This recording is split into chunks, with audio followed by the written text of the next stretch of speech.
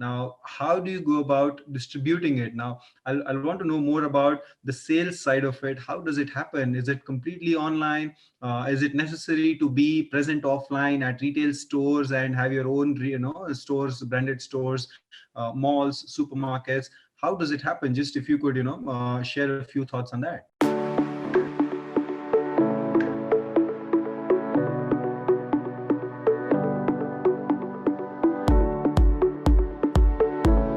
So, I think the key decision to make here is first is to identify the audience that you're planning to reach out. In our case, because our drink, which is 200 ml, is priced at 50 rupees, we felt that the audience was a fairly evolved audience and would be available. Obviously, they're all available digitally. The other thing is, our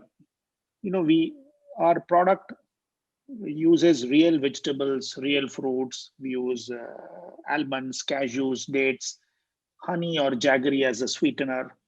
And the cost of the product is such that it can't be sold at the normal price at which a normal milk drink is available in India, which is 20-25 rupees or maybe 30 rupees. Our product 200 ml MRP is about 50 rupees. So we felt that the audience had to be of a different caliber. That's one. The second thing is we also identified the age and the profile, the demographic profile of the audience. And we felt that the audience was easily targeted through modern trade, which is the national retail chains and the high-end supermarkets locally, or of course, online e-commerce sites such as Amazon and Flipkart and all of that. So once we identified that, we said, okay, let's go do this. And most new startup brands, and this is an important question you're asking, especially in the food and beverage space or consumer brands, have chosen to go what is called D2C, which is direct to consumer. Right. And the reason they have done that is because the cost of selling offline is actually very high. You need to have people to go inside the store, stand and explain the product. Second, you need to have local warehouses. GST has, of course, made life a little bit easier. But the fact is you can't manufacture in one part of the country and sell everywhere on time. Transporting will take time. So you need to have local warehouses. You need to have local people. So the whole cost of an offline operation is fairly high. So at this point, the decision to make is no longer which medium should I use for sales, but how much money do I have? If you don't have enough money in the bank or you haven't raised enough money, then offline is a very tough thing to do, which is the reason most startups actually say, let me start online, let me stay D2C.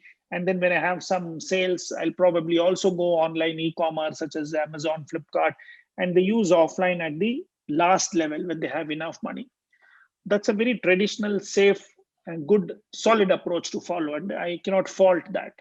The only thing that we deviated from, so we said we'll do modern trade, we'll do supermarket, and we'll do online e-commerce. The only thing we deviated from is we said we will launch offline at the same time as online.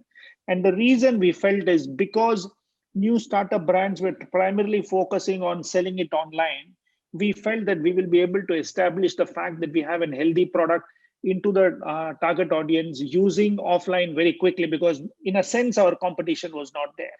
And it also, so while it was very, very expensive, it continues to be expensive for us. We're spending a lot of money. We felt that the good way of building an awareness, early awareness as brand was to actually be present offline. So we took a very different route. While we are online available, we have our own website, we take orders. In fact, during the pandemic, we were forced to take orders on WhatsApp. So we created our own WhatsApp number and started taking orders. We've continued to drive focus on offline. It's a very non-traditional approach. Most people will tell you do D2C, do direct to customer, save cost. And I agree with all of that. We deliberately chose the offline route because we felt that it gives us a head start over competition. Because competition, the new brands will typically try and be only online.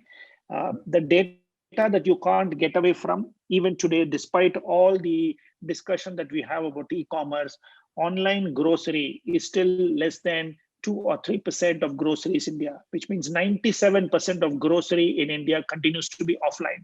So therefore, to say I'll purely be online means that you're not reaching out to a large part of the target audience. And hence we took the decision of doing both offline and online.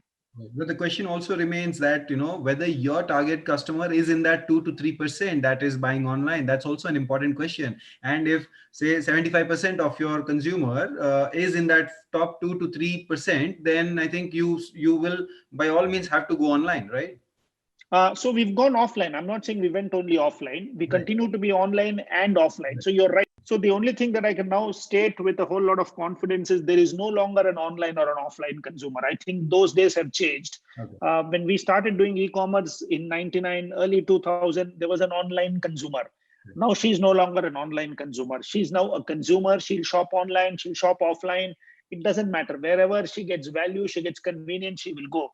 In other words, while we can use pure online to target our customer because our customers are online, they're also offline, Right. right? Of course, the pandemic has changed life a little bit, but the reality is customers are both online and offline. So we are online, we are digital, but we continue to use offline. And I think if you have the money, I would recommend that you do both. If you don't have the money, the decision is fairly simple. You have to do online. There's no choice.